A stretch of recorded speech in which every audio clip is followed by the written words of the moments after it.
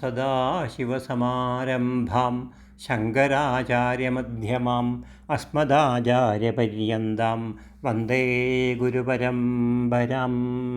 ഓം ഭദ്രം കർണേഭിഃ ശൃണുയാമദേവാഃ ഭദ്രം പശ്യേമാക്ഷഭിഃ യജത്രാഃ സ്ഥിരൈരംഗൈസ്തുഷ്ടവാംസസ്തനൂഭിः വ്യശേമദേവഹിതം യദായുഃ ഭദ്രം no അഭിവാദയമനഃ. Om Shanti ശാന്തി ശാന്തി. മുണ്ടക ഉപനിഷത്തിലെ ഒന്നാം മുണ്ടകത്തിലെ രണ്ടാം കാണ്ഡത്തിലെ 11-ാമത്തെ മന്ത്രം. തപശ്രദ്ധേ യേഹി ഉപവസന്ത്യരണ്യേ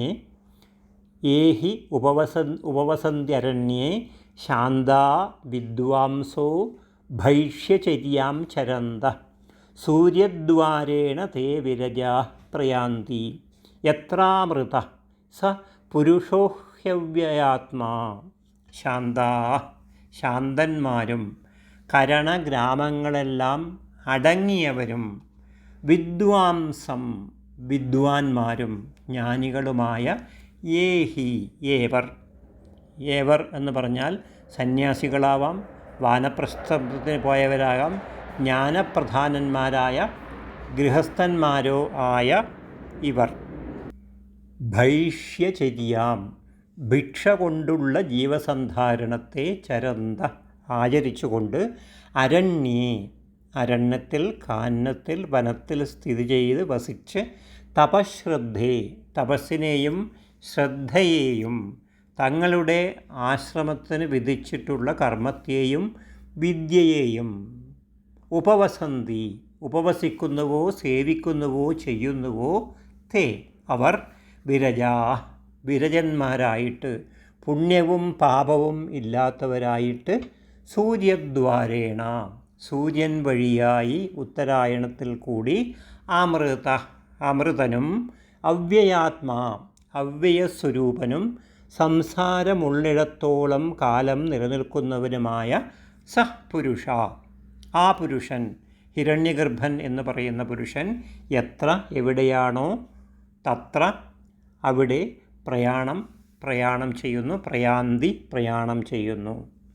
പിന്നെ മേൽ പറഞ്ഞതിന് വിപരീതമായി മുൻമന്ത്രത്തിൽ പറഞ്ഞതിന് വിപരീതമായി അജ്ഞാനം എല്ലാം അകറ്റി ഇന്ദ്രിയങ്ങളെയും അന്ധഃകരണത്തെയും നിയന്ത്രിച്ച് അടക്കി സ്വന്തമായിട്ട് യാതൊന്നും വച്ചിട്ടില്ലാത്തതിനാൽ ഭിക്ഷ കൊണ്ട് ജീവസന്ധാരണം ചെയ്തുകൊണ്ട് വനത്തിൽ വസിച്ച് പാർത്ത് തങ്ങളുടെ ആശ്രമത്തിന് വിധിച്ചിട്ടുള്ള കർമ്മങ്ങളെയും ഹിരണ്യഗർഭാധിയെ സംബന്ധിച്ചുള്ള വിദ്യയെയും അനുഷ്ഠിക്കുന്ന ജ്ഞാനികളായ സന്യാസികളും വാനപ്രസ്ഥന്മാരും ജ്ഞാനപ്രധാനന്മാരായ ഗൃഹസ്ഥന്മാരും പുണ്യപാപങ്ങൾ ക്ഷയിച്ച് ഉത്തരായണം വഴിക്ക് അമൃതനും സംസാരമുള്ളിടത്തോളം കാലം നിലനിൽക്കുന്നവനുമായ ഹിരണ്യഗർഭൻ എന്ന് പറയുന്ന പുരുഷൻ സ്ഥിതി ചെയ്യുന്ന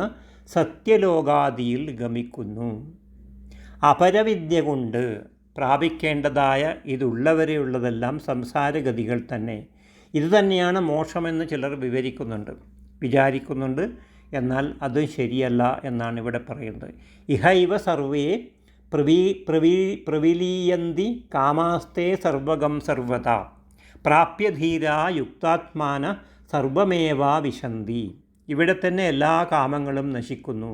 ആത്മജ്ഞാനികളായ ബുദ്ധിമാന്മാർ സർവവ്യാപിയായ വസ്തുവിനെ എല്ലായിടത്തും കണ്ടിട്ട് അതിനോട് ഐക്യം പ്രാപിച്ച് സർവത്തെയും പ്രവേശിക്കുന്നു, സർവാത്മാക്കളായിത്തീരുന്നു എന്ന് ശ്രുതി പ്രകരണത്തിനും വിരുദ്ധമാകി ഈ ശ്രുതി പ്രകരണത്തിന് വിരുദ്ധമാകിയാൽ ഇത് തന്നെ മോക്ഷമെന്ന് വിചാരിപ്പാൻ പാടില്ല എന്നാണ് പറയുന്നത്. അപരവിദ്യാ പ്രകരണത്തിൽ പെട്ടെന്നുള്ള മോക്ഷത്തെപ്പറ്റി പറയുവാൻ ഇടയില്ല. വിരജന്മാരായി തീരുന്നു എന്ന് പറഞ്ഞെടുത്ത് വിരജസ്ത്വമാകട്ടെ ആപേക്ഷികമാകുന്നു. ഹിരണ്യഗർഭപ്രാപ്തി വരെയുള്ള അപരവിദ്യാ കാര്യമെല്ലാം സാധനരൂപവും ക്രിയാകാരകം ഫലം എന്നുള്ള ഭേദത്താൽ ഭിന്നവുമായതുകൊണ്ട് ദ്വൈതമാകുന്നു. സ്ഥാവരം മുതലുള്ള സംസാരഗതിയെ മുറക്ക് പറഞ്ഞുകൊണ്ട് വരവേ മനുവും ഇങ്ങനെ തന്നെയാണ് പറഞ്ഞിട്ടുള്ളത്. ബ്രഹ്മ വിശ്വസൃജോ ധർമ്മോ മഹാൻ അവ്യക്തമേവ ച ഉത്തമാം സ്വാത്വികീമേതാം ഗതിമാഹുർമനീഷിണ. ബ്രഹ്മാവ്, പ്രജാപതികൾ, യമൻ, ഹിരണ്യഗർഭൻ, അവ്യക്തം ഇങ്ങനെയുള്ള ഗതിയെ സത്വഗുണപ്രധാനമായ ഉത്തമഗതി എന്നാണ് വിദ്വാൻമാർ പറഞ്ഞിരിക്കുന്നത് എന്നാണ് മനുസ്മൃതിയിൽ പറഞ്ഞിട്ടുള്ളത്.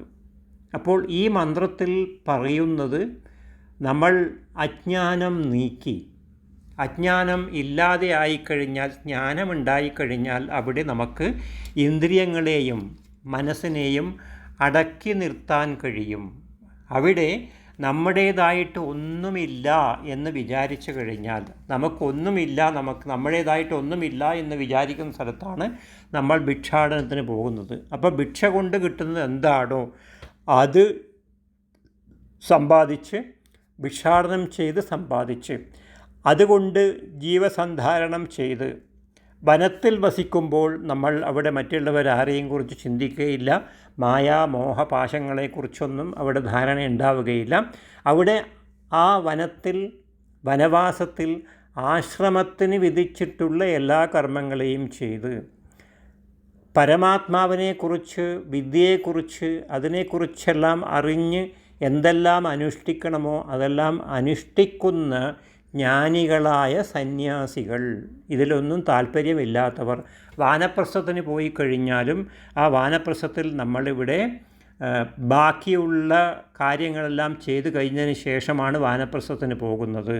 അപ്പോൾ ബാല്യം, യൗവനം, ഗാർഹസ്ഥ്യം ഇതെല്ലാം കഴിഞ്ഞതിന് ശേഷമാണല്ലോ വാനപ്രസ്ഥത്തിന് പോകുന്നത്. അപ്പോൾ വാനപ്രസ്ഥത്തിന് പോയി കഴിഞ്ഞാൽ ഈ മായാമോഹങ്ങളെല്ലാം ഉപേക്ഷിച്ച് അവിടെ എന്താണോ ജ്ഞാനം എന്ന് അറിഞ്ഞ് ജ്ഞാനപ്രധാനികളായിരിക്കുമ്പോൾ, ഗൃഹസ്ഥന്മാർ ആയിരിക്കുമ്പോൾ അവിടെ നമ്മളെ പുണ്യപാപങ്ങളെല്ലാം ക്ഷയിച്ച് നമ്മുടെ കർമ്മഫലങ്ങളായ പുണ്യപാപങ്ങൾ സമാസമങ്ങളായതാണോ മേലെ താഴെ വരുന്നുണ്ടോ അതെല്ലാം ക്ഷയിച്ചു കഴിഞ്ഞാൽ പിന്നെ അമൃതത്വം പ്രാപിക്കുമെന്നാണ് പറയുന്നത്. അമൃതത്വം പ്രാപിച്ചു കഴിഞ്ഞാൽ സൂര്യൻ വഴി നമ്മൾ സത്യലോകത്തിൽ എത്തുന്നു, ബ്രഹ്മാവിൻ്റെ ലോകത്തിൽ എത്തുന്നു എന്നാണ് ഇവിടെ പറയുന്നത്. അപ്പോൾ അവിടെ എത്തിക്കഴിഞ്ഞാൽ മോക്ഷസാധനം എന്താണെന്ന് വിചാരിച്ചു പോയി കഴിഞ്ഞാൽ അത് കിട്ടുകയില്ല എന്നുള്ളത് കൊണ്ട് അതിനെക്കുറിച്ച് ചിന്തിക്കാതെ കർമ്മങ്ങൾ ചെയ്ത് വാനപ്രസ്ഥത്തിന് പോയി കഴിഞ്ഞാൽ മറ്റുള്ളവരെക്കുറിച്ചൊന്നും ചിന്തിക്കുന്നില്ല.